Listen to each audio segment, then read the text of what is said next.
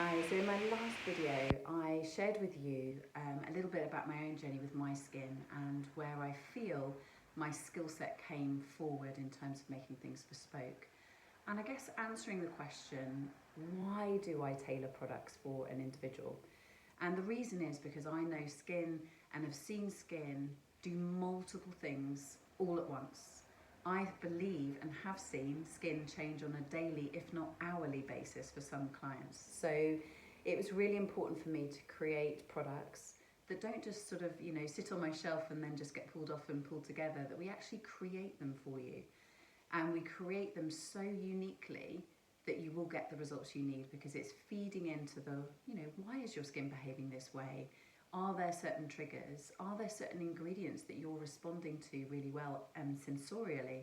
You lean into them rather than feel an aversion to them. And that sort of creative side of things and enabling you to create your own products, I believe, sort of feeds into your consistency of use. Because again, we can have all the most amazing products and ingredients at our fingertips, but if we're not inclined to use them, we're not inspired to use them, we're not seeing progress in our skin, we're less likely to use them. So I've got a great belief that actually what you create is what you'll use and what you'll use consistently.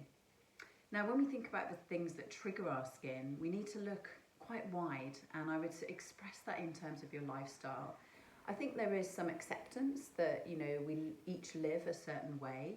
We're each going to face certain triggers, and some we can perhaps protect our skin from a little bit, but others maybe we just don't have any control over them.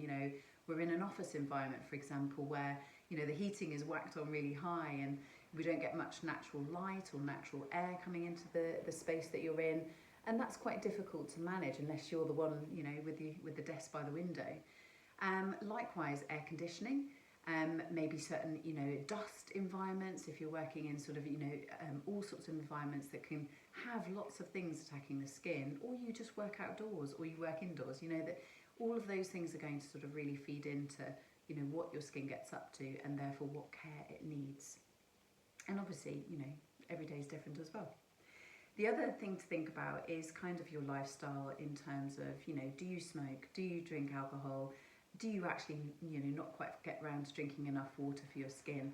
Nutritionally, are you feeding your body the things that it needs? Or are you a little bit, tricky with your diet, and therefore it's feeding into the problems that you have with your skin? So the awareness around that really, really helps us to make choices into how we actually go on to create your products, okay? So I'm not here at all to dictate what you do and what you don't do. I think that there is an acceptance for certain things that we do, have an understanding and appreciation of how they impact our skin, maybe make some slight tiny changes. I might convince you or inspire you to do so, and that your products actually fit into that space as well, so they're actually catering for the needs of your skin. The other thing to think about, of course, is makeup. Not all of us wear it. Maybe we wear it some days, not others. Some wear it, each and every day. And it's not really about necessarily wearing makeup. It's obviously what quality of makeup you're putting on your skin. Are there certain ingredients actually that are quite clogging on the skin, don't allow the skin to breathe very well, or maybe the pigments over time are really causing such a congestion that you're ending up with breakouts as a result? Or is it more down to the fact that you've got a great quality makeup, but maybe you're not that great at taking it off, and therefore the layering and the debris on your skin just causes it to feel overwhelmed? Skin doesn't need too much. It functions quite well on its own, a little bit of a helping hand, but when we actually put extra things on it, of course, we need to cleanse that away, allow the skin to breathe and allow the skin to absorb, okay? Absorption is not something that it does very easily. In fact, it's quite stubborn. In fact, the skin likes to protect itself. If anything, it rejects things that go onto its skin if they don't like it. So, the skin is quite particular. And if you think about the analogy of getting into a bath, if we were that good at absorbing, we'd absorb all the water like a sponge. Of course, we go wrinkly if we're in there too long, but generally speaking, our skin does not absorb with ease. So we need to put the right things in it.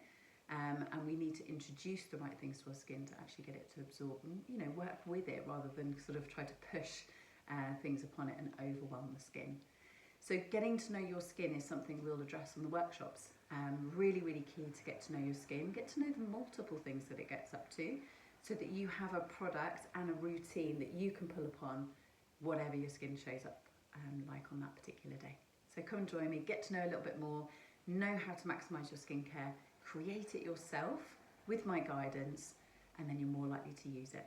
I'll see you there.